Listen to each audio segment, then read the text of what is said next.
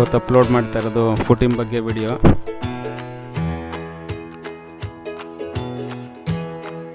ಫುಟಿಂಗಲ್ಲಿ 5ರಿಂದ 6 ಅಡಿ ಒಳಗೆ ಅಥವಾ ಇಲ್ಲಿವರೆಗೆ ಮಣ್ಣು ಗಟ್ಟಿಯಾಗಿರೋ ಮಣ್ಣು ಸಿಗುತ್ತೆ, ಕಲ್ಲು ಸಿಗುತ್ತೆ, ಅಷ್ಟನ್ನು ಅದನ್ನು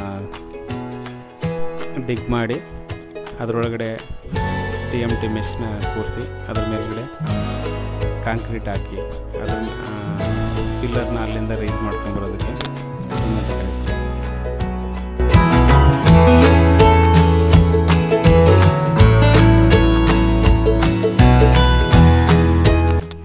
ನಾವು ಫುಟಿಂಗ್ ಮತ್ತು 12 ಪಿಲ್ಲರಿಂದ 1 ಟನ್ನು 100 kg ಅಷ್ಟು SK TMTನ ಬಳಸಿದ್ದೀವಿ. 16 mm, 12 mm, 10 mm ಮತ್ತು 8 mm TMT ಬಾರ್ಗಳು.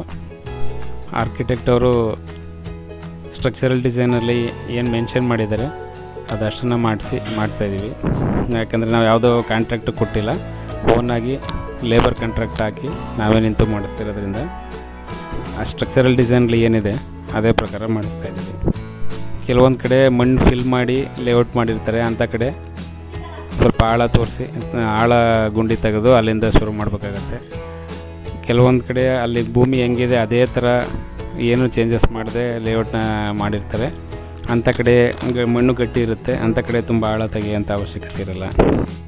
ಈಗ ಯಾರೋ ಮೇಲ್ಗಡೆ ಏನು ಮೆಜರ್ಮೆಂಟ್ಗೆ ಅಂತ ದಾರ ಕಟ್ಟಿರ್ತಾರೆ, ಅದರಿಂದ ವೆಯ್ಟ್ ಬಿಟ್ಟು ಅಲ್ಲಿ ಮಾರ್ಕ್ ಮಾಡ್ಕೊಂಡು ಪಿಲ್ಲರ್ ಎಲ್ಲಿ ಬರುತ್ತೆ ಕರೆಕ್ಟಾಗಿ ಫಿಕ್ಸ್ ಮಾಡಿ ಅಲ್ಲಿಂದ ಪಿಲ್ಲರ್ನ ಮೇಲ್ಗಡೆ ತರ್ತಾರೆ. ಯಾಕಂದರೆ ಕರೆಕ್ಟಾಗಿ ಪಿಲ್ಲರು ಪೊಸಿಷನ್ನು ಬರಲಿಲ್ಲ ಅಂತಂದರೆ ಗೋಡೆಗೆ ಮೆಜರ್ಮೆಂಟಲ್ಲಿ ಮತ್ತು ಪ್ಲೇಸ್ಮೆಂಟಲ್ಲಿ ವ್ಯತ್ಯಾಸ ಆಗುತ್ತೆ.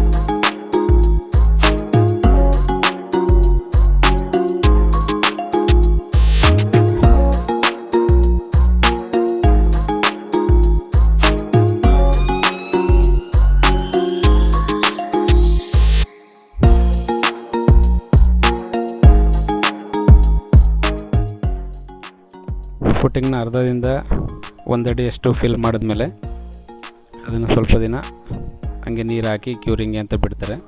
ಬಿಟ್ಟಾದಮೇಲೆ ನೆಕ್ಸ್ಟು ಅದ್ರ ಮೇಲೆ ಪಿಲ್ಲರ್ ಕಟ್ಟೋದಕ್ಕೆ ಬಾಕ್ಸ್ನ ಕೂರಿಸಿ ಅಲ್ಲಿಂದ ಪಿಲ್ಲರ್ನ ಕಟ್ಕೊಂಡು ಮೇಲ್ಗಡೆವರೆಗೆ ತಗೊಂಡ್ಬಿಡ್ತಾರೆ. ಅದು